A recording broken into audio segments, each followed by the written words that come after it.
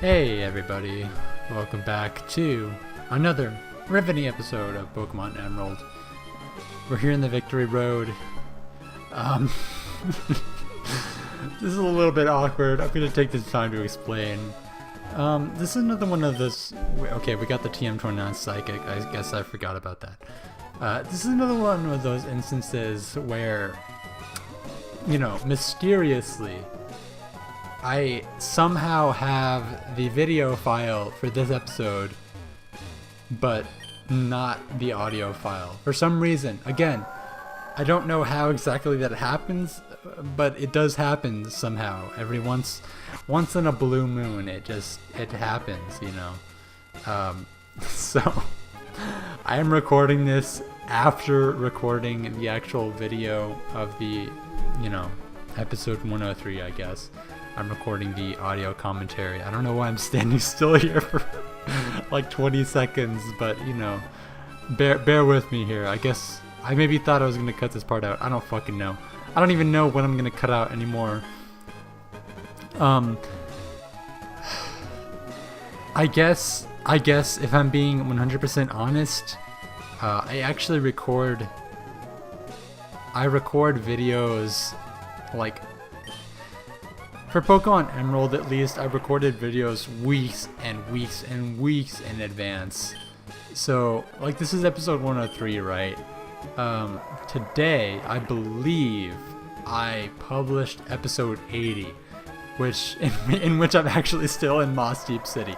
So, if you can get an idea of like how,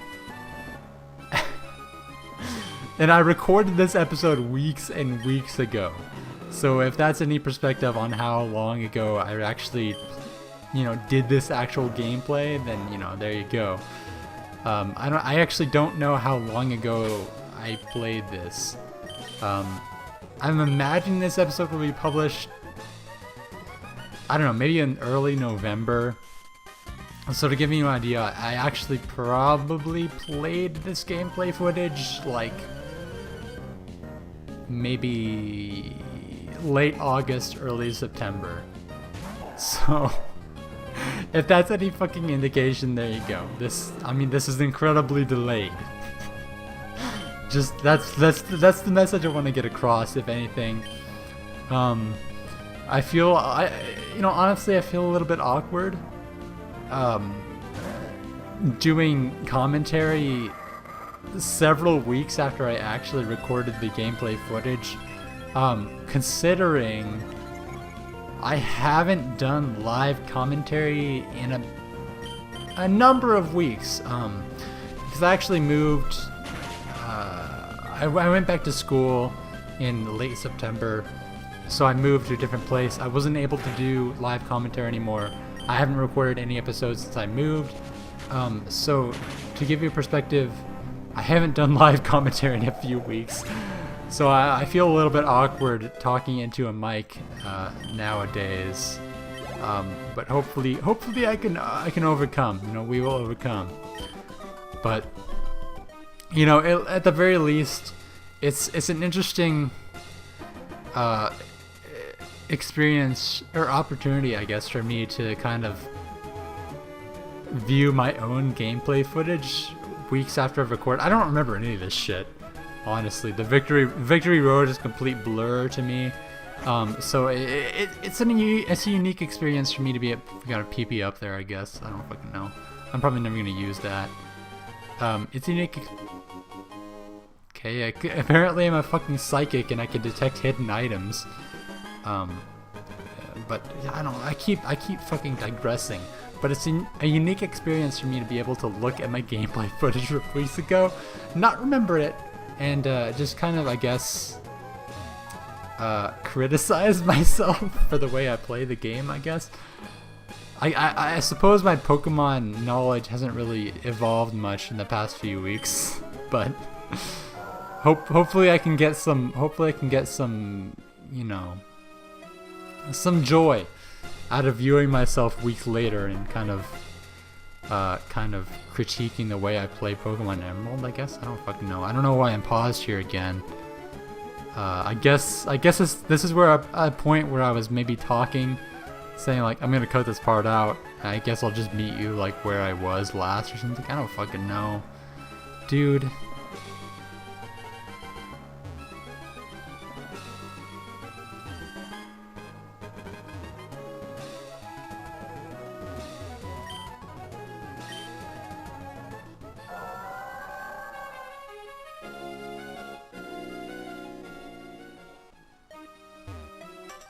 Like, okay, I don't even know what I trained together with my. I'm not losing to anyone. Shit, apparently I was able to read a lot faster in the past than I am now. We got Dojrio here. I don't even know what to cut out anymore, because like, I recorded this so long ago that I don't even remember like where I was at the end of episode 1 or 2, and like whether I need to cut this shit out or not. But I don't know. Dodrio, of course, normal flying type, try attack.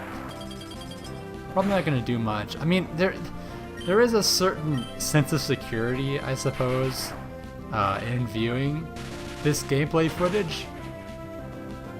Purely in the fact that I know, at least by the end of the episode, that I'm gonna get to the Pokemon League, so there's not really a sense of suspense anymore, which I guess is kind of. I guess it kind of detracts from the value of the episode as a whole or something. I don't fucking know, but you know. Spoiler alert, by the end of the episode I make it to the Pokemon League. There's nothing to worry about. These Pokemon really present no challenge to me, I guess, because they're all... Either they're under-leveled or I'm over-leveled. I don't even know, but Darknut, you know... He's got Shadow Ball, so he makes quick work of all the Psychics. I don't even know what to say about this footage anymore. Electrode, you know, I could just go on and on about how, like, every Pokemon we encounter, but I don't know, man. Like, I could do that, or I could just talk about what's going on in my life. I don't, you know, yeah, I'll do that. I'll talk about what's going on in my life, because honestly, the gameplay isn't much to write home about. It's just me going through fucking Victory Road and fighting a few Pokemon and getting some experience. We got a Shift Tree. Am I gonna switch to McPuff? Probably. Yeah, that's what I figured. I could have used Fury Cutter there, but I don't know, man. Fury Cutter just isn't that great, you know, in the grand scheme of things. I guess, I don't know. But anyway. I've been at school for a few weeks. I'm very tired. You could probably tell from just the nature of the commentary in general. But I'm very tired. I am very flustered. I'm gonna assume that's very evident just by the way I'm speaking. I'm very flustered, I'm very tired.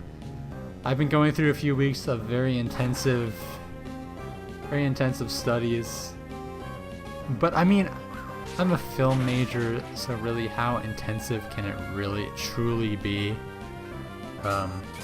You know, I am taking other classes besides film classes, but predominantly, you know, film is what I'm focusing on, so I'm taking 2 film courses and one really random course on like this sounds really pathetic. I'm taking a class on Jim Henson and the Muppets. So if that's, you know, if that's any indication of the seriousness of the class, you know, if that wasn't enough to convince you that the class is very serious, let me just say that we had a puppet show on Thursday. Today's Friday, by the way. That doesn't even matter. It's not even relevant to my commentary. Today's Friday. Yesterday we had a puppet show in class, so we had people from my hometown actually, which was kind of really interesting. We had people from my hometown come in and do a live puppet show in front of the class. Very good opportunity. I liked that. I liked watching the puppet show. So I mean, it was entertaining to say the least. I don't exactly know what kind of educational value I could derive from a puppet show in class, but you know, there's probably some kind of educational merit there. but I am taking 2. I don't know why I'm paused here. Please move. Am I gonna cut this part out? I don't know. No, apparently not, because I'm fighting a trainer right here. I'm taking 2 film classes. This is gonna be really weird because it's like juxtaposo. I'm really drunk right now, if you couldn't tell.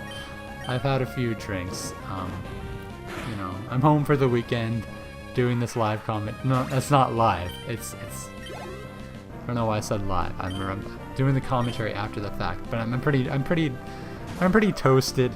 I had a few drinks, so please excuse my fucking nonsensical commentary. What was I even talking about? It's juxtapose? What's like the verb form of juxtaposition? I don't even know. Juxtapose, I guess. I don't even remember the context. It was like 20 seconds ago, and I don't even remember the context of what I was even talking about. What was I talking? Oh, I remember now. Fuck. It kind of juxtaposes. I don't even know if it's a real word, but whatever. It juxtaposes with the commentary of the next episode, probably.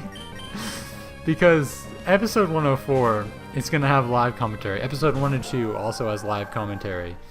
So this is kind of like the odd episode out, I guess. And I don't know. It's kind of weird. It's a weird experience for me, and I'm assuming also for the viewers in the future. Because, like, I don't know, like, episode 102 and 104 were all recorded, or were both recorded weeks ago. And now I have, like, this new, you know, now that I'm doing, like, not posthumous, I don't fucking know, I really want to say post-boredom, but I know that's not the right term. Now that I'm doing, like, this, I don't know the term, after the fact commentary, I guess. I have like a new outlook on life, I feel, than when I live recorded episodes 102 and 104. It's just really weird. I don't know. I feel like after watching this episode and then watching episode 104, I'm gonna be like a lot less insightful. I feel like in episode 104, well, I guess that's gonna be the Elite Four, I guess. I don't know, probably. Because I reached the Pokemon League in this episode, I know that. In episode 104, I guess I'm gonna be talking a lot more about the actual game than I am now. But for now, I'm just talking about my life experiences and my college courses. I haven't even talked, you know, extensively about my college courses. I pretty much said there was a puppet show, and that's about it. I don't know, we got a Maractus here. Probably gonna switch to Sanders, I'm assuming? Yeah. I know myself too well. Even after the fact, I can tell which Pokemon I'm gonna switch to. I mean, I guess Sanders makes the most sense, because he resists grass, I believe, and he resists dark type moves. So, yeah, he does. I can confirm, because Needle Arm is not very effective, so he doesn't resist grassed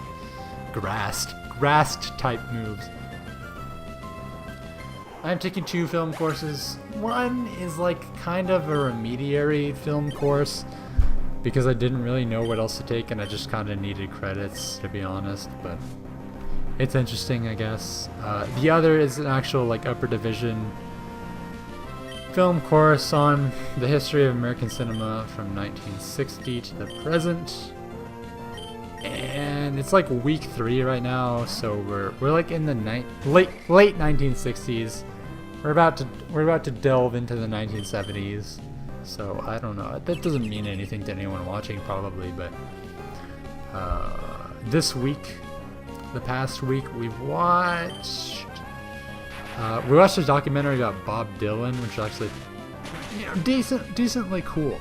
You know, I'll admit it was a little boring at some parts, but you know, I had a fun time watching it. I didn't fall asleep, so that's something to applaud, I suppose. There's a documentary about Bob Dylan called "Don't Look Back," I think. An interesting watch, to be sure. You can go ahead and watch that if you feel like it. And we also watched a movie called Medium Cool, which I'd never heard of before watching it, actually. It was another interesting watch. I have nothing to say. How did I manage to avoid this double battle? I don't even know. But Medium Cool, you know, very, very topical. I guess I don't fucking know. It's not topical, but it's from 1969, so yeah, it's got a message, to be sure. I don't know if it's a topical message, but it's got a message. It's like, it was a really interesting watch, actually, because it was like pseudo. It was a pseudo documentary. I don't know how to describe it exactly, but it was like a narrative film, in that there were scripted sequences, you know, with actors and all that, and like a plot line. But at the same time, it like somehow incorporated footage that seemed like it wasn't scripted. And from what I understand, at least like the latter portion of the movie wasn't scripted at all. It was actually like documentary footage that the director / cinematographer actually recorded like on the streets of Chicago in 1968. But there was also like this actress from the narrative part that was like walking through the documentary footage. So it was kind of a very interesting mix between narrative scripted sequences and documentary footage, which is something I don't think I've ever seen before. I guess the closest thing I could compare it to was like I don't know, something like Forrest Gump. You know, if you've ever seen Forrest Gump, you know that the film predominantly takes place during like the 1960s, 1970s kind of era. And there's parts, to be sure, where there's just like clips from the actual time period, but there's also parts where like Tom Hanks is like standing outside the fucking Alabama University, like watching Vivian Malone walk in, you know, during the civil rights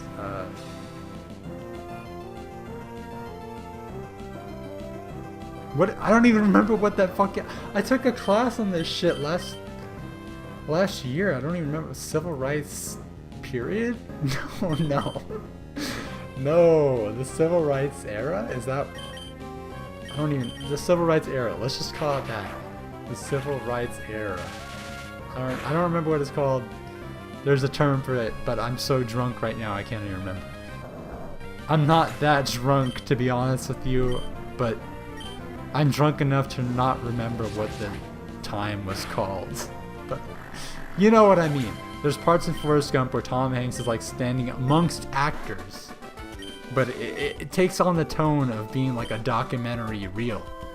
You know, it's supposed to suspend your disbelief and make you believe that Tom Hanks was actually, or Forrest Gump at least, was actually there during these historical events. But I don't know. I guess I'm nearing the end of the episode, right? Yeah, I've only got a minute left, so I really gotta wrap this shit up. You know, but it was very, it had a lot of commentary on the role of the cinematographer and the cameraman, and whether they should actually participate in what they're filming, I guess. This probably makes no sense to anyone who's not like a film major and doesn't understand these terms. I mean, but I don't fucking know, dude. We're here at the Pokemon League. We got a Pokemon Center. We got a Pokemon Mart. You can buy revives and hyper potions and stuff. The repel wore off, I guess. I don't know, but this was a real clusterfuck of an episode. Hopefully it wasn't too bad. Hopefully you guys can, hopefully you guys could stand the shitty commentary, but I guess I'll see you in the next episode. I'll see you then.